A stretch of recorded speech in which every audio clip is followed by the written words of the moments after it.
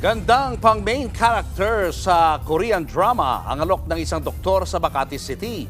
Pero hindi pala siya lisensyado kaya delikado yan. Nasa frontline ng balitang yan si Elaine Fulencio.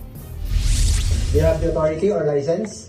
No, I don't have license here, but I have in Korea, but I'm not No, doing you are it. in Korea, but you cannot practice here without the proper license. Nakikipagmatigasan pa sa mga ahente ng NBI Intelligence Division ang Korean national na yan nang arestuhin sa isang condo unit sa Makati City. Ginawa niyang beauty clinic ang kanyang kondo. Nagsasagawa siya ng Botox procedure sa halagang 65,000 pesos.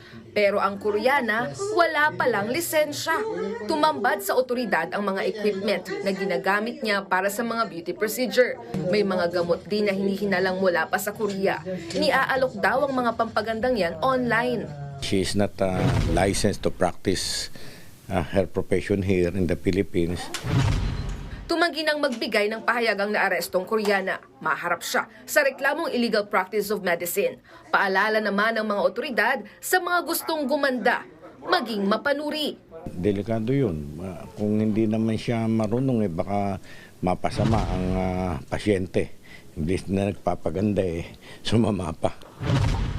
Nagbabalita mula sa frontline. Elaine Fulgencio, News 5. Mga kapatid, Julius Babaw po. Iba na ang may alam at may pakialam sa panahon ngayon. Para sa frontline ng mga balita, mag-follow at mag-subscribe sa social media pages ng News 5.